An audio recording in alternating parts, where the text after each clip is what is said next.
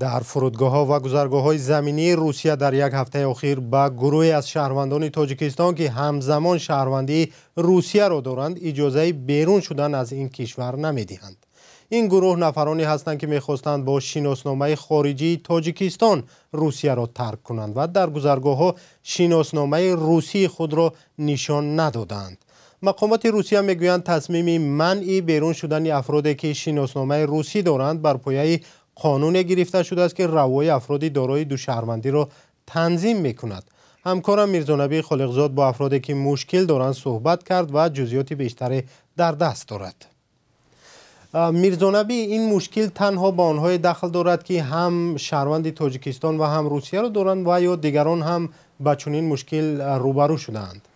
سلام مومین، سلام بینندگان عزیز. بله، با چند نفری صحبت کردم که دو شهروندی دارند، یعنی هم شهروندی تاجیکستان و هم شهروندی روسیه، ولی پاسپورت خارجی روسیه را ندارند و محض به همین سبب به خارج از روسیه سفر کردن نتوانستند.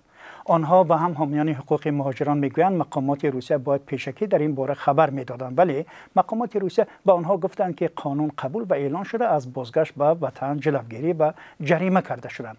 از جمله بختاور جمعه حامی مهاجران تاجیک در روسیه میگوید در فرودگاه به مادری سالخورده‌اش برای نداشتن پاسپورت خارجی روسیه اجازه پرواز ندادند و 2000 روبل جریمه کردند و هم پول بلیط هواپیماش سوخته است. بختاور جمعه به حیث حامی مهاجران در صحبت با رادیو آزادی گفت که قانون مذکور از 26 اکتبر سال روان به حکم اجرا درآمده است. شهروندان روسیه که دو و زیاده شهروندی دارند خاک روسیه را میتوانند در آن حالت ترک کنند که شناسنامه روسی خارجی داشته باشند، وگرنه آنها را دستگیر میکنند، از 2 تا 5000 جریمه میبندند و آنها را نمیگذارند که از روسیه بیرون شوند. میرزانبی، هدف مقامات روسیه از قبول این قانون چیست و آنها با این کار چی میخواهند؟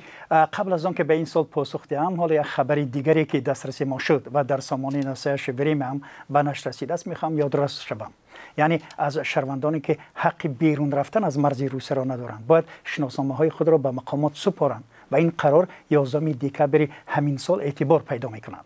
طبق قرار مذکور، کارمندان FSB و اشخاصی که به معلومات سری دولتی دسترسی دارند، این چنین محکوم شدگان، گمانبر شدگان و عیبدار شوندگان پرونده های جنایی، قرضداران با مبلغ خیلی بزرگ، مفلس شده ها و سن دعوت به خدمت عسکری منع کرده می شود و پاسپورت های خارجیشان پس گرفته می شود.